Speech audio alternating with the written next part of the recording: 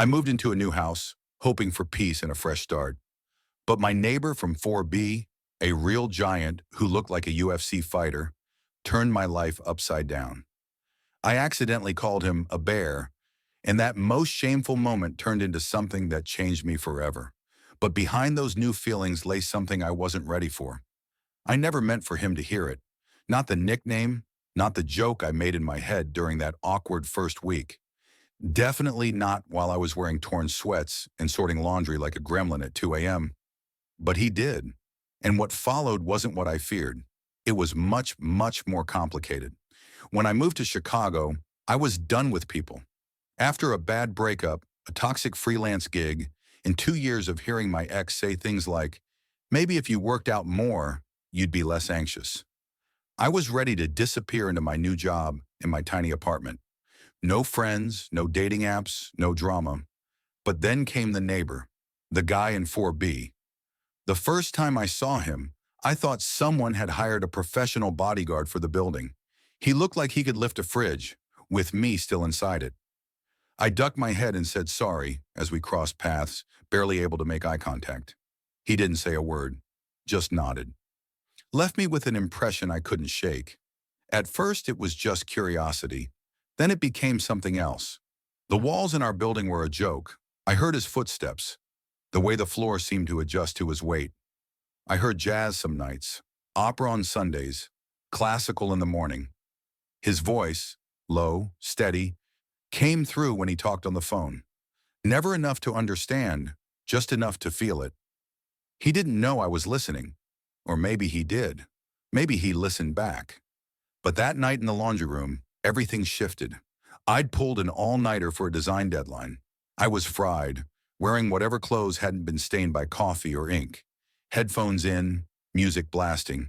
I turned around, arms full of wet laundry, and slammed straight into a wall. Except it wasn't a wall. It was him. And in my shock, I blurted it. Oh God, sorry. I didn't see, the bear. Silence. The worst kind. He raised an eyebrow. His eyes searched mine, unreadable. The bear, he repeated, slow and careful. I wanted to melt. It's just something in my head, I stammered. Because you're kind of big? I mean, strong. You remind me of a bear, a nice one. Not that I think about you. You mean extra large bear? He said, finishing the thought I had never said out loud. My mouth dropped open. He smiled, not mockingly, just amused.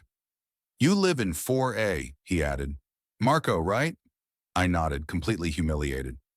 I'm Eli, he said, offering me the socks I dropped. And honestly, I've been called worse.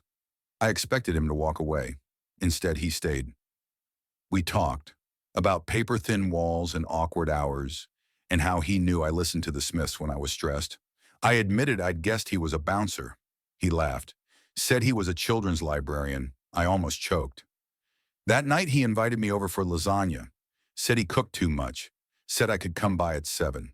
I said yes, because even though I'd sworn off people, even though he scared me a little, the way large, silent things sometimes do, something in me wanted to know why someone like him listened to Chopin in the dark. But I didn't realize that dinner was just the beginning.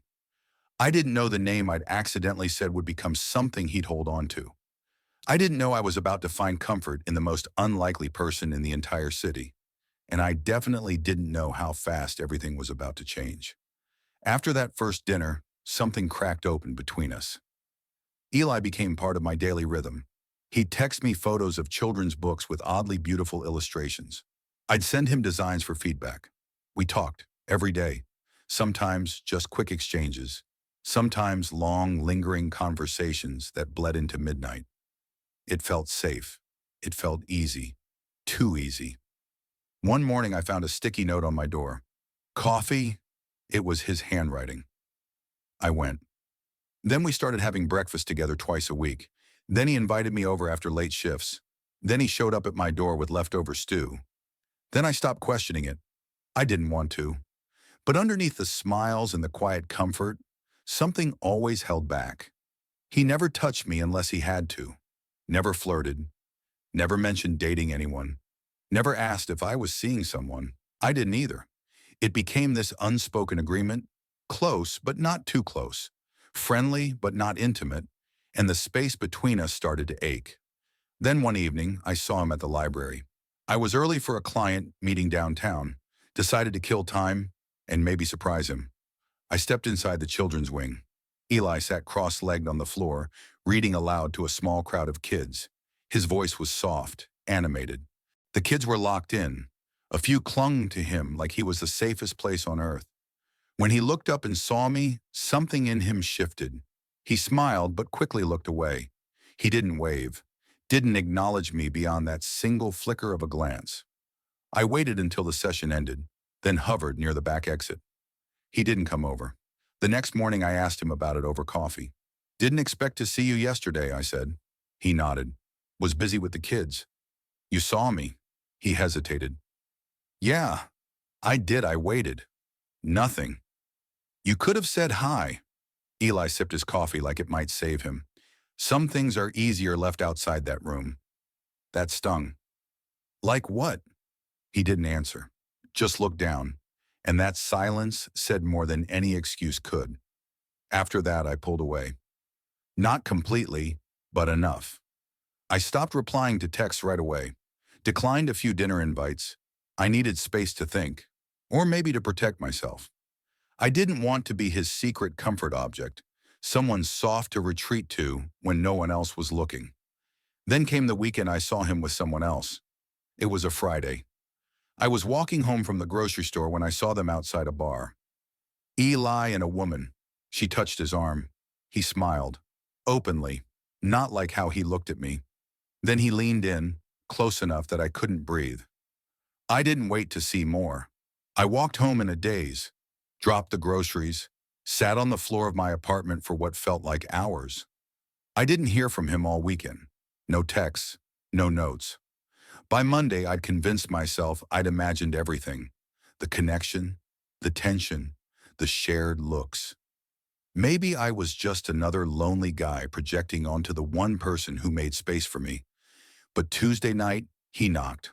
I opened the door, and he was standing there like he'd been caught in the rain, without a drop on him. "You disappeared," he said quietly. "I figured you were busy, with your friend." He blinked. "What friend?" "The woman, at the bar." There was a long pause, then, "That was my sister." I didn't believe him. Not entirely. He must have seen it in my face. "I'm not dating anyone," he said, "and if I was, I'd tell you." "Would you?" I asked. He didn't answer.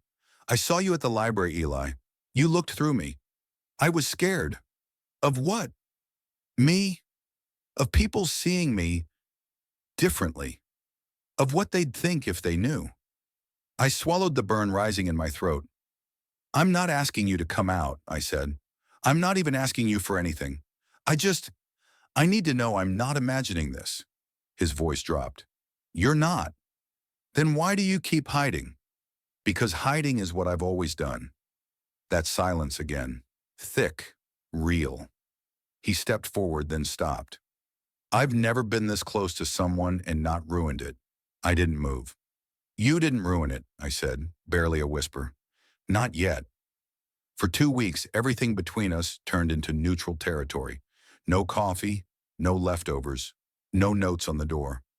We passed each other in the hall once. A nod, nothing more. It was like walking past a stranger I used to dream about. I told myself I was fine, that I needed distance, that I deserved clarity. But my stomach twisted every time I heard his footsteps, every time I caught a hint of that cologne in the hallway. Every time I heard Chopin bleed through the wall like he was trying to say something without saying it. And then came the blackout. A summer storm knocked out power to the whole block. I was halfway through cooking dinner when everything went dark. The sudden silence made me feel like I'd been dropped underwater. Then, a knock. It was him, flashlight in hand, hesitant. "Just checking in," Eli said. "I know you hate the dark." I didn't answer right away. I should have told him to leave. But something in his voice, soft, uncertain, cut through every wall I'd been building. "I'm fine," I lied, then flinched as thunder cracked outside. Eli didn't move. I've got a camping stove and food that's about to go bad. Want to combine forces? I stared at him, then nodded. In his kitchen, by the light of 2 lanterns and one old flashlight, we made a dinner of random ingredients that had no business working together, and yet somehow did, like us. We ate on the balcony while the city flickered in darkness. Wind howled. Lightning lit the skyline. But we were quiet, calm. It felt like the kind of moment you don't get back if you ruin it. You ever think about leaving? He asked. Chicago? Number yourself. Your old version. The one that tried to please everybody. I looked at him. Yeah, but I don't know who I am without that version yet. He nodded like he understood. I told my mom once, he said suddenly, about me. I didn't breathe. She didn't scream. She didn't hug me either. Just said she wished I'd told her before my father died. And after that, she pretends she forgot. I didn't say anything. She knows I work with kids. But she still asks if I've met a nice girl yet. I think she hopes I'll eventually say yes just to make it easier. The words landed hard. Familiar. Too familiar. You ever get tired of trying to make other people comfortable? I asked. He let out a breath. Every damn day. A long pause. Then he got up, went inside and returned with a blanket, draped it over my shoulders without a word. His hands stayed there, too long to be casual. Can't have you freezing, he said. I turned, looked up at him. Eli, I said, quiet but clear. He didn't pull back.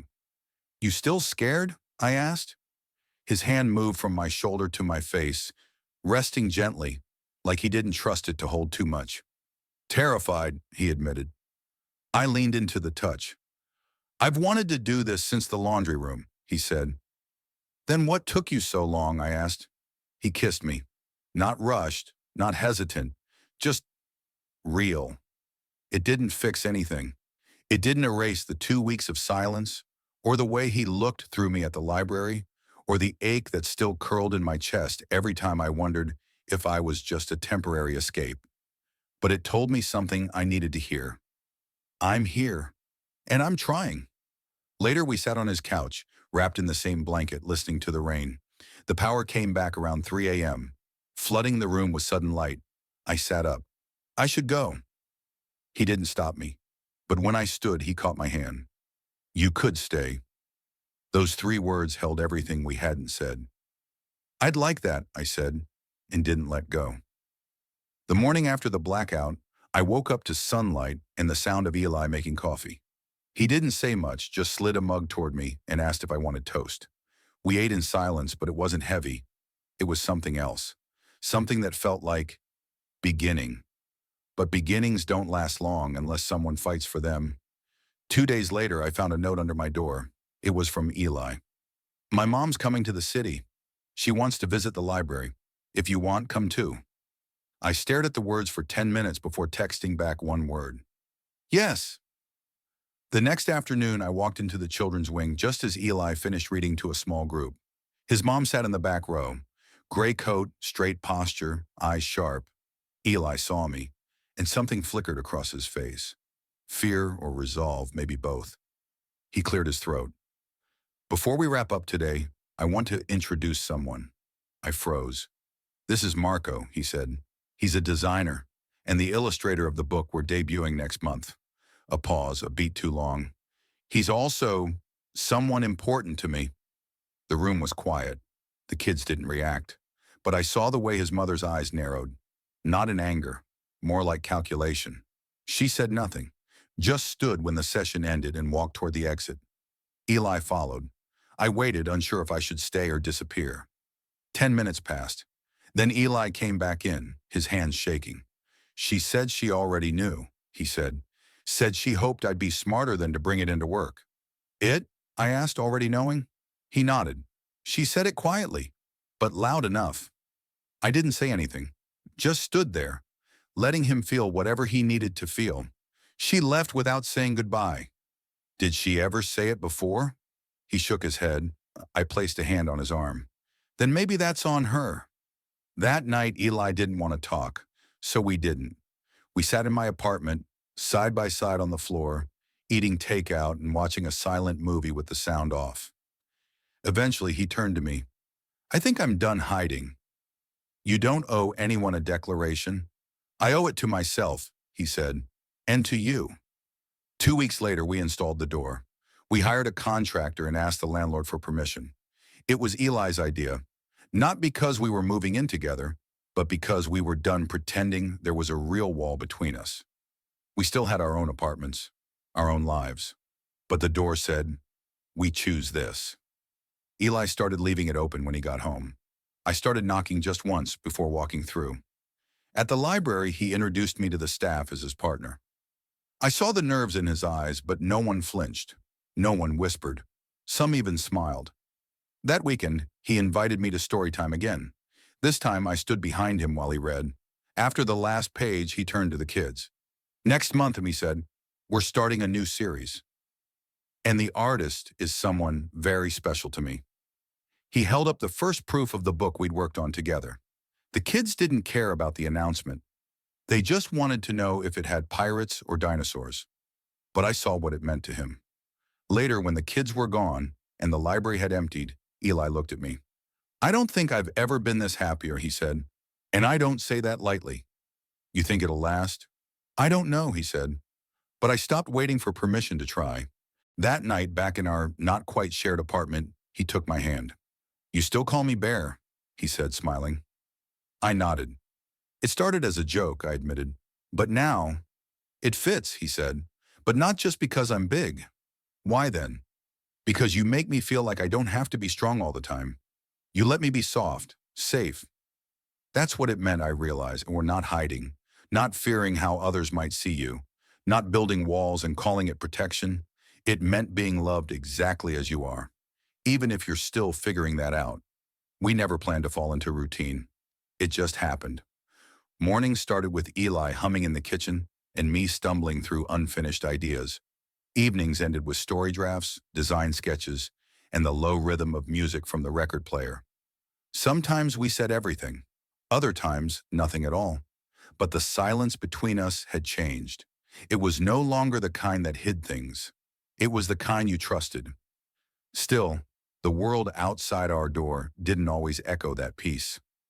Eli's brother called one Sunday, said he saw a post online, a photo of Eli and me at the library fundraiser, standing too close, smiling too easily. You don't care what this could do to your job? His brother asked. Eli didn't answer at first.